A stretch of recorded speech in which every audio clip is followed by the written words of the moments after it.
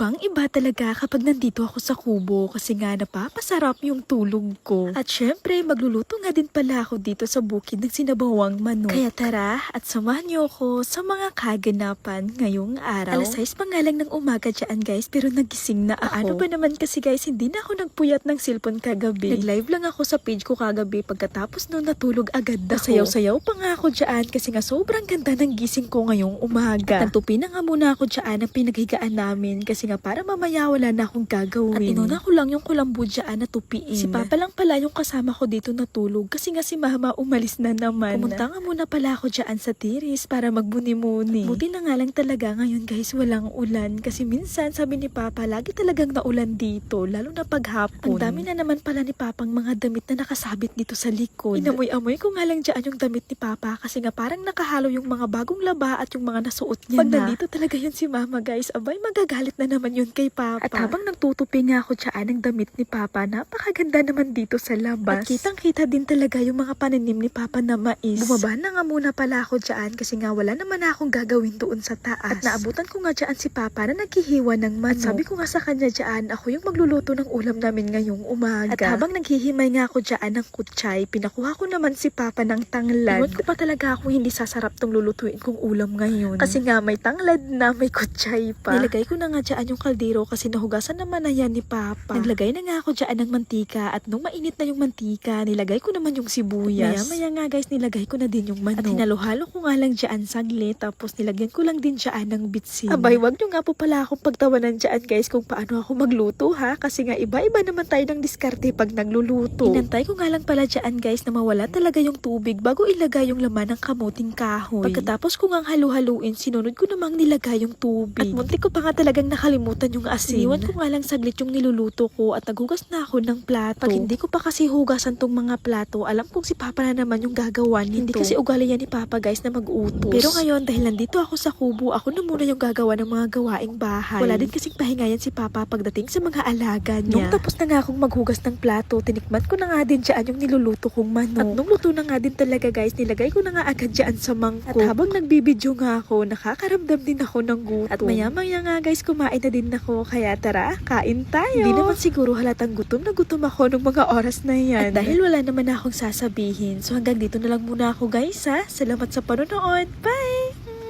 Mwah! Wow! 4,000? 200 ba yun? Hindi gawin!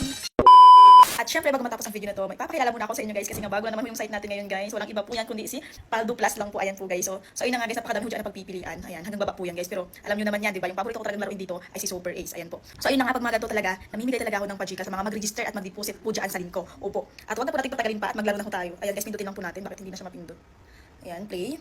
Ayan guys, antayin lang po natin mag-loading. Continue. Play.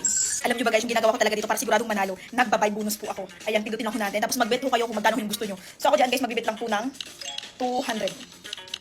200. Yan tapos buy and pay. Noon, nakita po ba?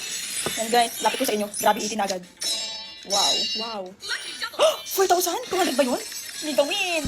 Yan guys, tingnan nyo po, 4,320 ba yung scatter. So ayan guys, may 10 spins pa po tayo. Diba sabi ko naman sa inyo kapag mga bagong site talaga, napakalaki ng bigayan. Ibang-iba talaga to si Paldo Plus. Pindutin ako natin, ang dami kong dada.